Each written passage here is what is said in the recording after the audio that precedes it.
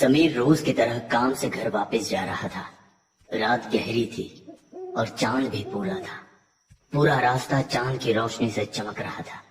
उस दिन पूनम की रात थी। जिस गांव में समीर रहता था वहां ये बात प्रचलित थी कि पूनम की रात को एक चुड़ैल शिकार के लिए बाहर निकलती है।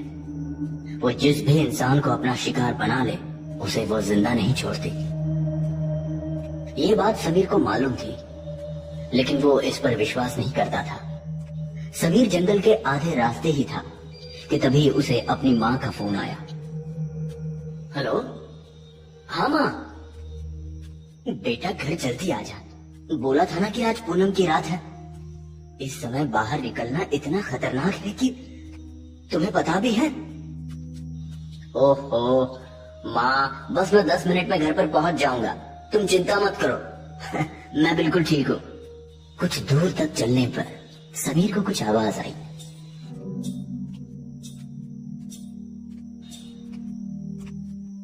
आवाज सुनकर समीर को थोड़ा अजीब लगा। इस सुनसान जंगल में पायल की छन-छन। लगता है मेरी ही तरह कोई जंगल से गुजर रहा होगा। ऐसा सोचकर समीर आगे बढ़ने लगा। उसे फिर पायल की छन-छन की आवाज आने लगी और ये आवाज अब और भी तेज होती जा रही थी, जिसे सुनकर इस बार समीर को थोड़ी घबराहट होने लगी। वो इस डरावने सन्नाटे में अपनी आंखें चारों तरफ घुमाने लगा, लेकिन उसे कुछ भी दिखाई नहीं दिया।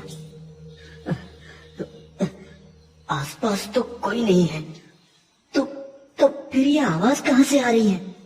कि तभी उसे अपने पीछे से किसी की आवाज सुनाई दी।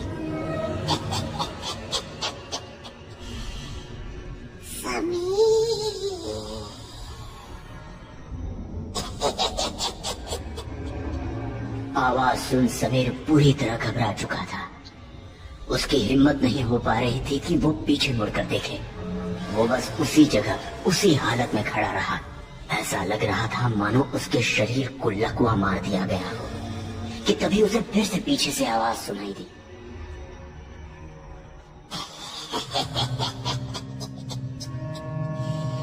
समीर, क्या हुआ? मुड़कर भी नहीं देखोगे?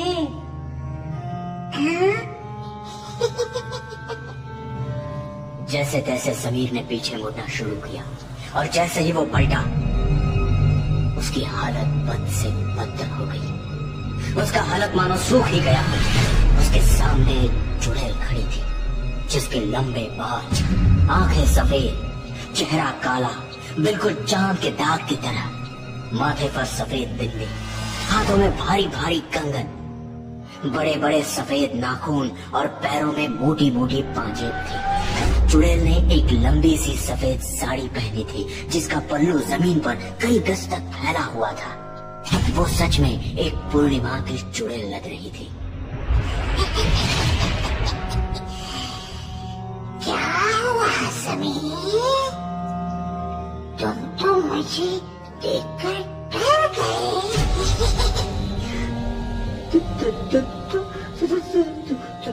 तुम ही पूर्णिमा की चुड़ैल हो? समीर, तुम मुझे पूछ रहे हो कि बता रहे हो?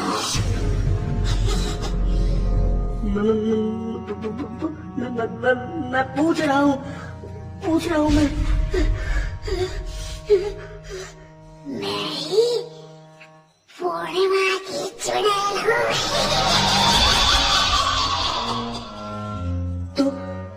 तो ये सच बात है? तुम सच में हो? मैं सच में हूँ।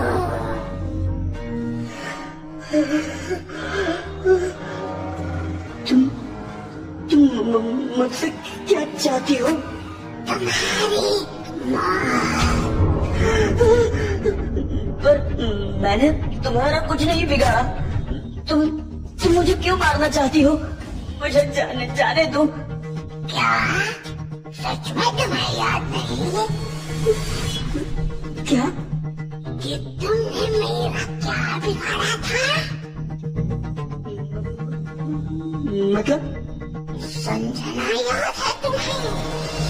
संजना नाम सुनते ही समीर चौंक गया। उसके माथे से पसीने छूटने लगे। कुछ याद आया समीर? तुम्हें तो मैंने प्यार दिया था, क्योंकि मैं तुम्हें नहीं बल्कि तुम्हारे दोस्त से प्यार करती थी।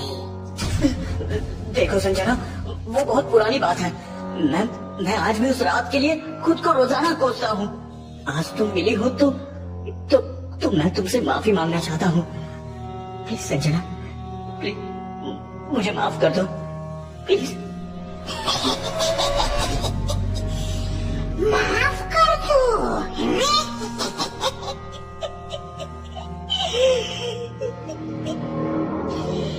उस रात भी मैं तुम्हारे सामने बहुत गिड़गिड़ाई थी, तुम्हारे सामने भीख मांगी थी, मैंने रोई थी, चिल्लाई थी, मगर तुम मुझे मारते रहे, मारते रहे, मारते रहे।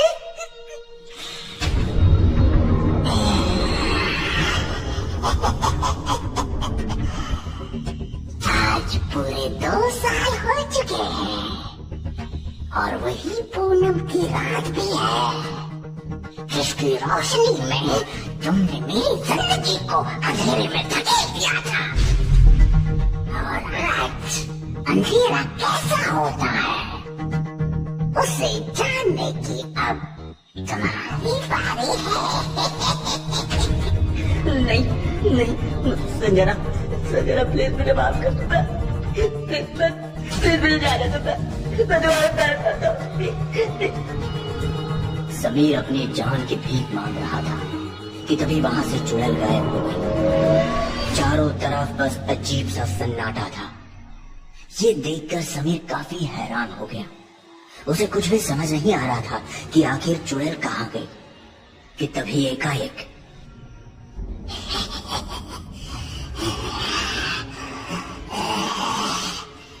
समीर, तैयार हो जाओ।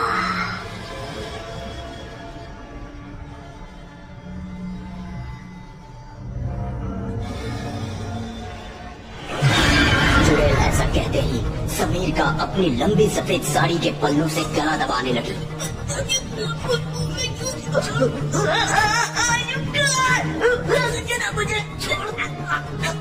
देखते ही देखते समीर का दम घुटने लगा।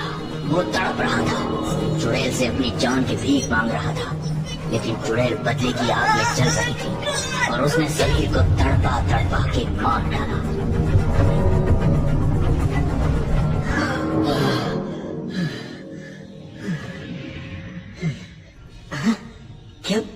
क्या मैं बच गया?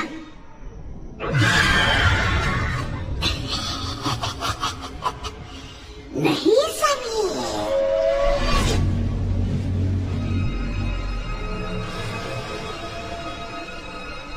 क्या हुआ समीर? अपनी ही लाश को देखकर घबराहट हो गई। अंधेर नगरी में